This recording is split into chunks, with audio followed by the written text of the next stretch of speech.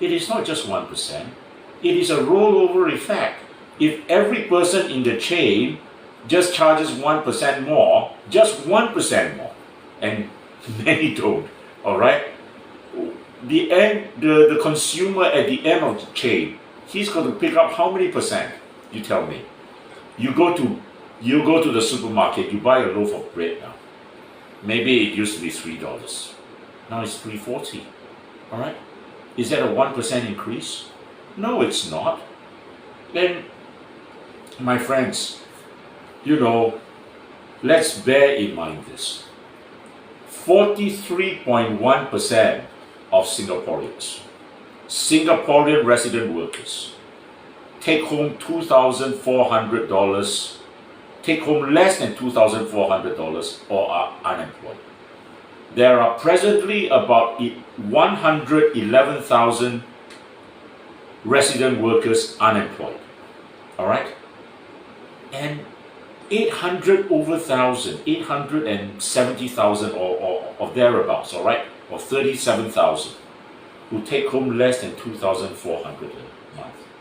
You tell me, in the world's most expensive city, where prices keep rising, and let me say this with some confidence, they are going to keep rising this year.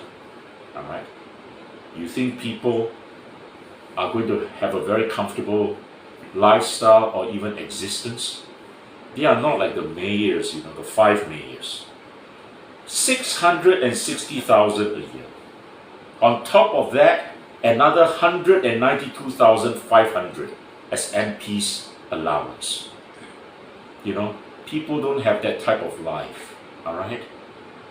To do all these mayors and all these MPs and all these ministers, what is a 1% GST rise? A drop in the ocean. But to the ordinary folks, everyone is feeling the pinch. So, my friends, I will say this. Only an absurd government, a government that is used to having no opposition, used to having its own ways all the time, will do such a thing as to ram through an increase in GST at a perilous time like this. And my friends, I can tell you from my interaction with ordinary Singaporeans every day that the retrenchments have already started.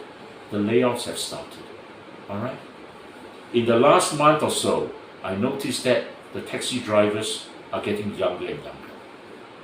Yeah? And some of them are so educated. In 2015, when I took part in the GE televised debate, I said that Singapore has the most educated taxi drivers in the world. I was right then. And my words ring even more true today. Yeah. And it is a shame. It is a shame, for a government to waste the only resource this country has, which is our human talent. And every day to talk up about foreign talent and to ram up the numbers. It breaks my heart to see every time I go into a taxi, to see that taxi driver being as well educated as he is, because he should not be there. He does not belong there. He belongs in a better place. And unless we are cognizant of that, this country is not just going to stagnate.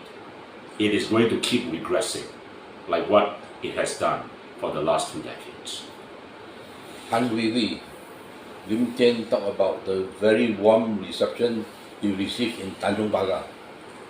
After decades of the narrative of HDB as asset enhancement, do you know who famously said that the value of HDB will never go down?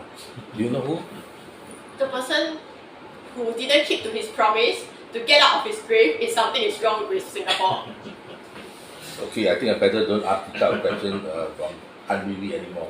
But we need to thank the person who is actually lending us this place to do the floating. A lot of people say that this background is very nice. So this background, there is like sofa, then there is stable internet connection, and then there are people taking care of my children. So on the 25th January, so the AGC postponed the date to 25th January now at 9 AM. So at my house there will be no sofa, no TV, no stable internet connection.